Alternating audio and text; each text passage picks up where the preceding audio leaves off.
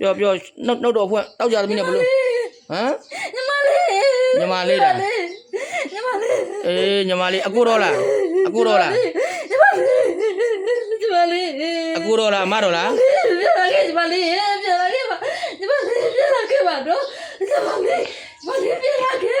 ပြန်လာလို့မရဘူးပြန်လာလို့မရဘူး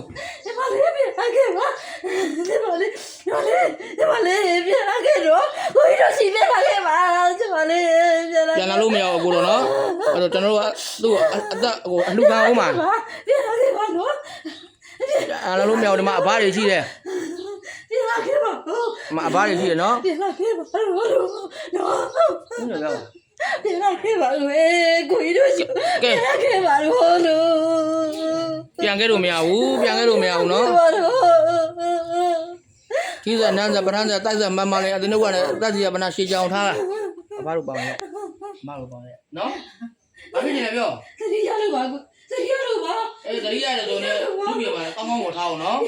ပြန်လာခဲ့ပါနော်တတိလေးကိုအဲ့ဘာလို့ရသတိရလာပဲပြန်လာခဲ့ပါလားတို့နော်ညီမတို့ပြောပြပေးလိုက်မယ်နော်ပြောပြပေးမယ်ဘာမှမဟုတ်ဘူးတတိရလေဟုတ်တယ်အမြဲတမ်းတောက်ကြောက်နေတော့သိရနော်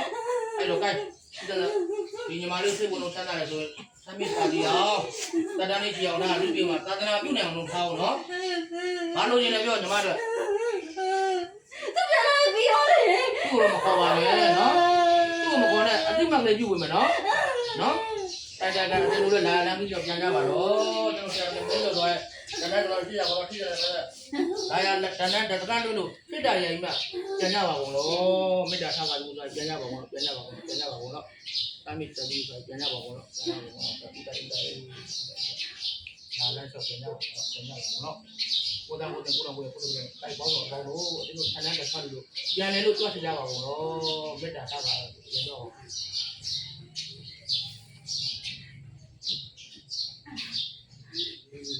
ခန္ဓာကိုယ်ဒီကိုယ်ကပေါင်းလဲလူကြီးစီပါလေဘောကနေတုံကြီးနှလုံးနေကိုယ်နဲ့ဘောပန်းနဲ့မကြမ်းရပါဘူးလေမိကိုယ်ကပေါင်းလဲတက်ခဲ့ပါလေအဲ့လိုဒီရ